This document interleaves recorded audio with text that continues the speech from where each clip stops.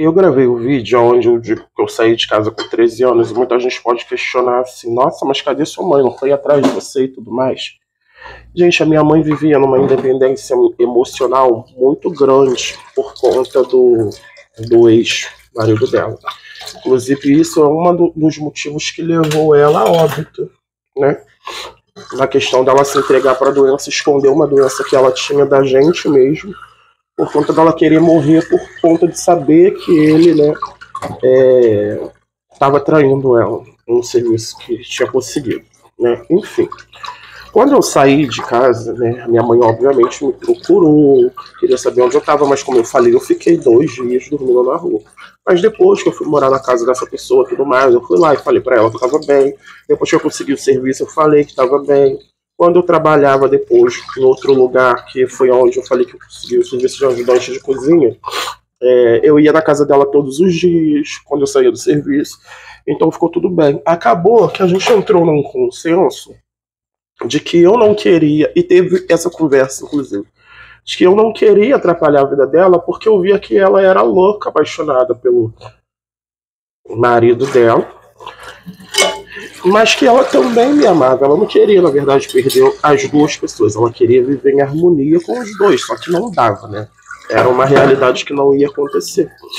E aí ficou tudo bem, eu nunca tive raiva da minha mãe por isso, muito pelo contrário. Eu acho que se minha mãe tivesse ido atrás de mim e voltado para casa de novo, como eu falei para vocês, eu não seria a pessoa que eu sou hoje, eu não teria a profissão que eu tenho, eu não teria a cabeça que eu tenho, na verdade, de ter uma responsabilidade de hoje, querer progredir, crescer e tudo mais. Então, eu até agradeço, de certa forma, isso ter acontecido comigo.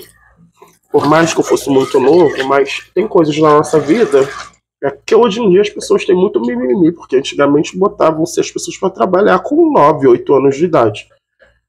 Né? Muita gente mais velha aí pode dizer que às vezes teve que sair da escola muito cedo porque tinha que trabalhar para se sustentar, e a gente é pobre, gente. Vou fazer o quê?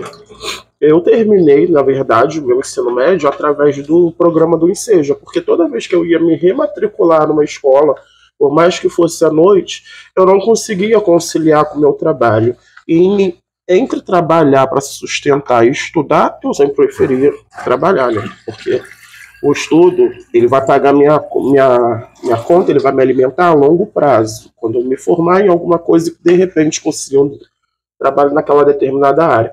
Mas pra gente que é gay, que é pobre, a gente sabe muito bem que não é exatamente isso que acontece. Você pode se matar de estudar, de se formar naquela determinada área, mas para você entrar dentro do mercado de trabalho, conseguir trabalhar naquela área, é um pouco complicado. Enfim. A minha mãe era louca, obcecada por esse senhor, que graças a Deus se encontra nas estrelas junto com os anjos. E aí ela acabou vivendo isso, sabe? Deixando meio que pra lá, e a gente entrou nesse acordo, e pra mim tava tudo bem, tava maravilhoso. Gente, eu morava sozinho, eu moro sozinho desde meus 16 anos. E desde quando eu saí de casa, eu sempre falei que eu nunca mais ia voltar pra casa dos meus pais, e eu nunca voltei. Graças a Deus. Nunca precisei voltar para casa dos meus pais. Hoje eu moro aqui na casa que era do meu pai, mas ele foi embora e deu a casa para mim. Ou seja, eu continuo morando sozinho, eu continuo pagando minhas contas. Hoje, na verdade, sou eu que pago as contas dele, né? E outra coisa também que que vocês podem questionar bastante é sobre o meu pai, né? Que hoje em dia, quem me acompanha há bastante tempo sabe, no outro perfil, tá? Você que tá aqui nesse perfil novo, eu sou pai de santo, tinha um outro perfil onde eu postava as coisas, mas não parei de postar lá. Porque conteúdo religioso também não leva a gente a lugar nenhum. E aí, meu pai ele me batia muito, mas eu entendi, a gente também teve essa conversa, de que naquela época, meu pai, ele chegou até a falar pra mim, quando você disse pra mim que era gay, eu achei que você ia se vestir de mulher e ia se prostituir na rua. Então eu não queria que isso acontecesse, mas nada que uma conversa não resolvesse, né? Mas aí ele me batia muito, porque ele não realmente, de fato, não aceitava. Só que hoje, o grande gaysão é quem paga as contas dele todas, é quem faz tudo pra ele. Enfim, hoje em dia a gente se dá muito bem, não sei viver sem meu pai, não sei nem como é que vai ser, se um dia isso acontecer, que uma hora vai chegar, a gente sabe, a gente tem que ter os pés no chão pra isso. Mas a princípio eu não quero nem pensar nisso, porque meu pai hoje é meu rei, meu herói, meu tudo, é o que eu tenho, a minha fortaleza, entendeu? E rancor, gente, a gente.